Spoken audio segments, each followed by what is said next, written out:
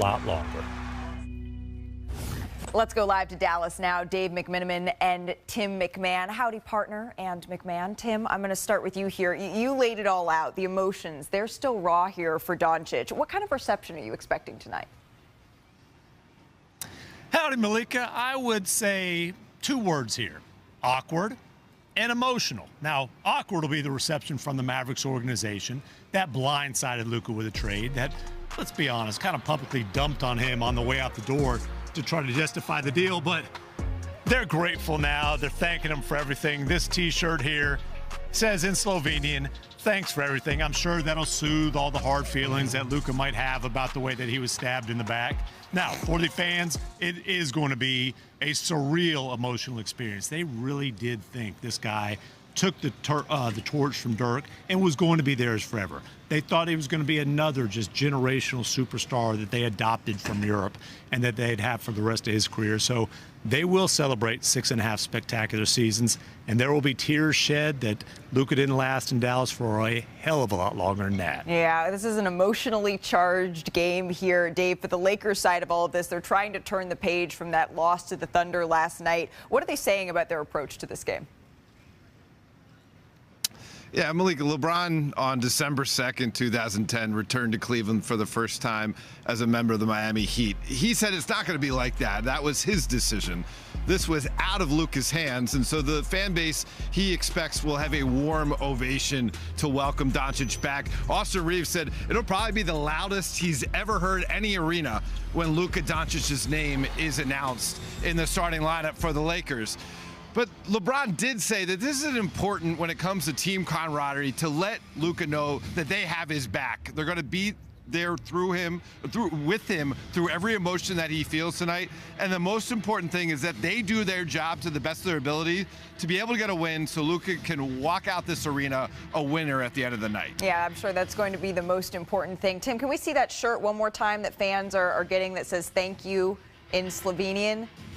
Yeah, every single fan is going to be. I can pronounce it.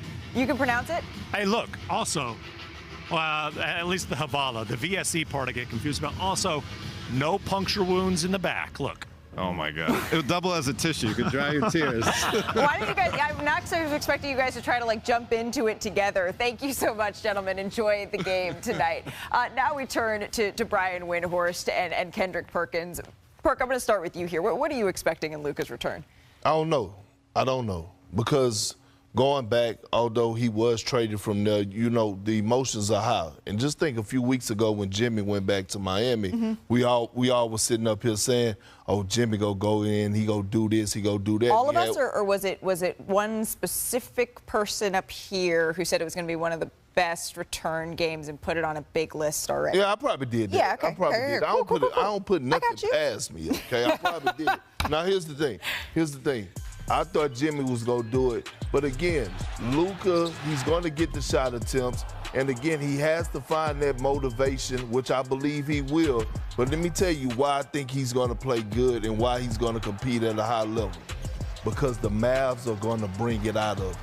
The Mavs are going to come ready to hoop. Anthony Davis, LeBron James talked about, them having Luka back.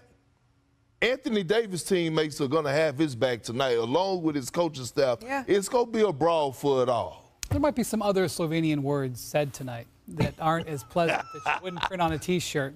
The thing about Luka is he's really, his play with the Lakers is in a lot of ways come down to how he shoots the three. I wish I could give you better analysis and say it's not to do with pick and roll defense and stuff. When he makes his threes, he looks great. Look, he's had a bunch of games where he's just not shot well. I think he's had 4 games where he went 1 of 7 and 2 where he went 1 of 9. And he's also had games where he's gone 6 of 10, 7 of 12, 8 of 13. And he's been hot the last few games. Last few games, he shot over 40%. So if he gets out there and that step back is working, he could cook him for 45 points tonight. Right. If it's not working, The Lakers got to go away from it because while all this emotion will be fun, the Lakers need a win. Right. They need to get this win to get that home court established. And that's the ultimate get back, right, is being able to walk into this building and get a win. And there was a time in which we said, okay, the Mavericks, they were struggling to have enough bodies to put out on the floor with all the injuries that they had. That's not the case anymore. Anthony Davis is back, and he is going to want to show the Lakers what they were missing as well. I was in the building when the Mavericks came to Los Angeles for the first time, and I was actually standing talking to Nico Harrison when Luka Doncic came out onto the floor and warmed up.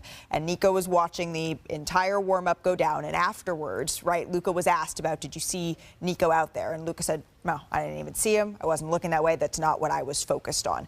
There is still some bad blood about how all of this went down. And I think that's worth revisiting here because, Brian, you had some strong words this week on the trade. Let's just remind viewers what you said. I know we're all going to focus on Luka, as we should. But the Mavericks not getting Austin Reeves in that trade is malpractice. Dr. Brian, elaborate on the malpractice, please. Look, I can get to a spot, and I did relatively quickly, where I understand why the Mavericks traded Luka. I'm not saying I agree with it. I understand. They didn't want to give him the $300 million. They felt over the long haul that would not make sense. I can get to a spot where I understand that the one player that they wanted in the league that they could get was Anthony Davis. I got it. I absolutely, I can see that. What I can't fathom, and I'm not alone because this is a big topic of conversation within the league, is what else was in the trade. What they left on the table.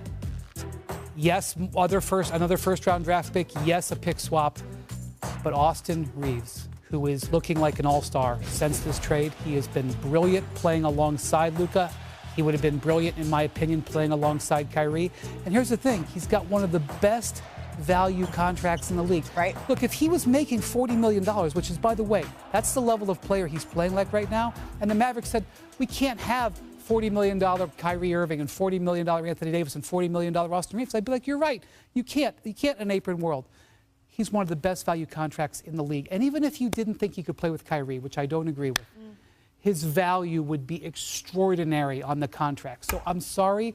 I know what has been put out there, which is that Jeannie Buss said, we're not trading Austin Reeves. Got it. You don't get Luka Doncic then. That's the way this works. They had the asset that was going to set the Lakers up for the next decade. They were in prime position to get two impact players. They let one go, and I'm sorry. I just can't understand why they let that happen. Well, I mean, she said she wasn't giving up Austin Reeves. Thank you. Have a nice day. We'll see you in the summer. Okay. Gone. So, and then the deal off the table. Yes. Okay. What?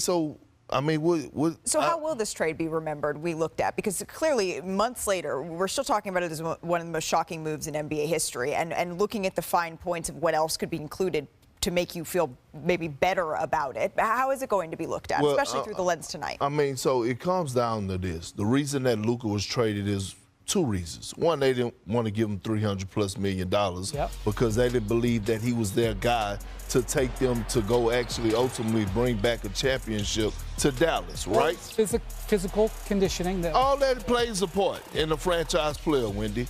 So, this is how it's going to be remembered. Luka Doncic has to win the NBA championship. If he don't, then no one should say nothing about the Dallas Mavericks or Nico Harrison and what he's done. If Luka finished his career without an NBA championship, was it really a bad trade? That's fair, but we're a long way from being able to declare that. Are we a long way? How long is, let me ask you a question. This is why I asked this. Are we a long way? When it comes down to Luka habits, hold on, Wendy. Luka habits. He don't have the same body type as a LeBron James. We heard we heard the soundbite. We just played it a few minutes ago. Nico Harrison sat there and said, when we start winning, people look at this differently. If that happens,